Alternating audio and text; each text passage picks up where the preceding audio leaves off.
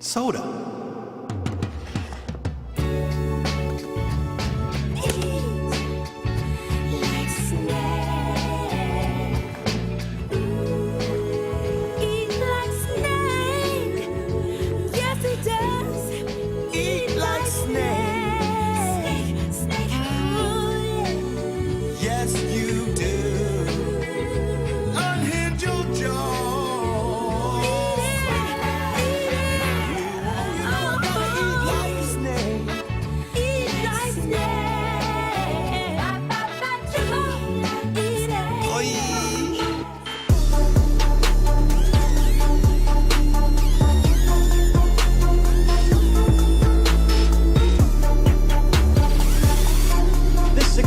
Any deal is too good to be true. No, really. I know three things for a fact. One, the moon landing was fake. Two, the moon is also fake. And three, this deal has Illuminati written all over it. I mean, think about it. 2 medium pizzas with any toppings, any crust, any recipe, no questions asked. Well, I got some questions. Does that include meat lovers? Yeah. Original pan crust? Yeah. Are you a hologram? What? The $6.99 any deal. Is it proof that no one out-pizzas the hut? The Noid's a wicked wizard who makes pizzas old and cold. And now he's off to meet his greatest challenge, the magic of hot, fresh Domino's pizza. Hot and fresh because it's delivered in less than 30 minutes, guaranteed. So hot and so fresh that even the Noid can't break the spell. So call now.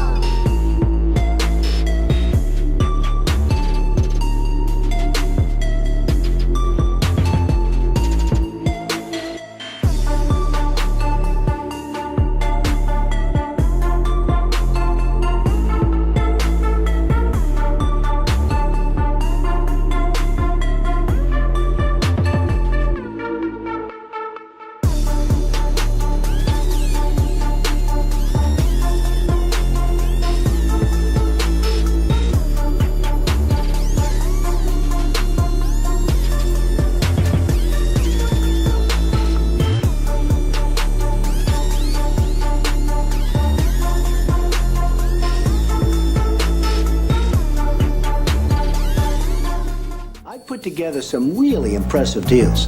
But this thing you've pulled off, it's amazing. A big and tasty for just $1? How do you do it? What's your secret?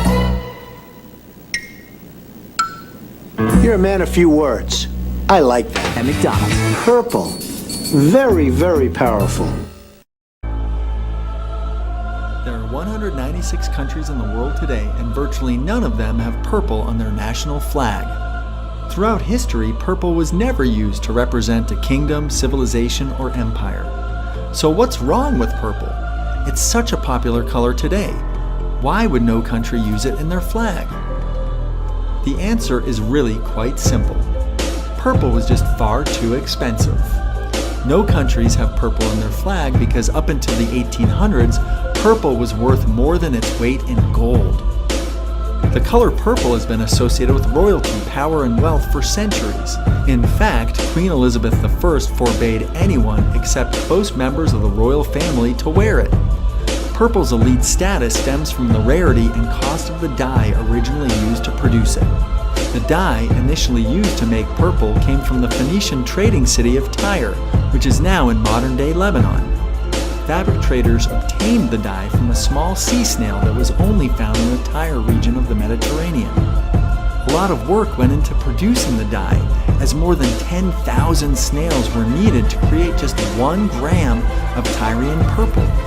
Since only wealthy rulers could afford to buy and wear the color, it became associated with the imperial classes of Rome, Egypt, and Persia.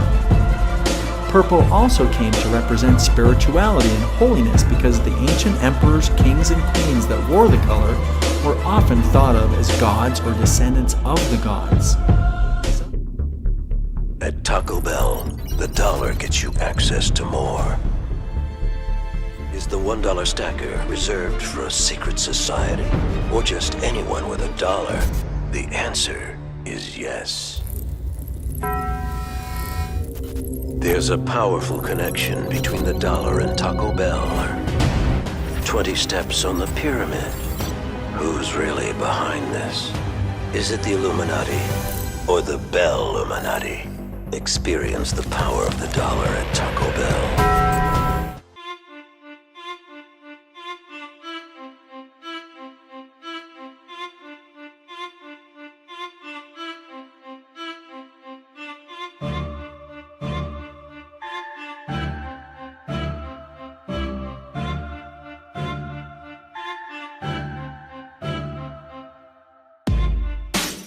Fast food companies and other food processors drive down the cost of food relentlessly and force economies of scale and efficiencies, or what are called efficiencies, on farming. And I'll just give you one example. If you go to McDonald's, anywhere in the world, you will find French fries, or chips as you call them, and you will find that they're always made from the same potato, the russet Burbank potato. This is a potato from America that's unusually long and difficult to grow, but that's what they want, because when you're McDonald's, you like those red boxes with a little bouquet of very long chips. It looks really good, and so they insist that all their potatoes be russet Burbanks, and they further insist that they have no blemishes at all. And there's a very common defect of russet Burbank potatoes called net necrosis. And you've seen potatoes with a little brown line sometimes, or spots that come through it. Well, McDonald's won't buy them if your potatoes have that. And the only way to eliminate that is to eliminate an aphid. And the only way to do that is with a pesticide called Monitor that is so toxic that the farmers who grow these potatoes in Idaho won't venture outside into their fields for 5 days after they spray. And then when they harvest their potatoes, they have to put them in these atmosphere-controlled sheds the size of a football stadium because they're not edible for 6 weeks. They have to off-gas all the chemicals in them. So you see, the desire for a certain kind of chip leads to a certain kind of agriculture. And people understand that certain foods in the food supply are addictive. So sugar, mainly, and processed foods are designed to be addictive. You know, I've met with top leaders in the food industry, and they explain to me how they have taste institutes where they hire craving experts to create the bliss point of food and heavy users. I mean, these are their internal terminology about creating addictive foods, and they harvest taste buds and put them in the lab, and then they test different things against them to create the most pleasurable experience. And we know biologically that it affects your brain like cocaine or heroin or alcohol, and that we can map that out. But the other thing on the health side, when I started learning about nutrition, about which, by the way, much less is known than you might think, that the scientific understanding of nutrition is still very primitive.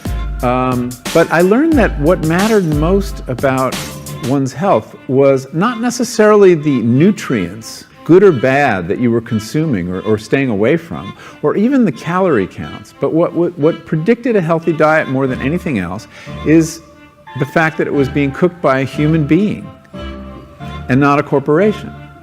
Corporations cook very differently than people do. They use vast amounts of salt, fat, and sugar, much more than you would ever use in your own cooking. And the reason they do that is those are three incredibly attractive and incredibly cheap ingredients.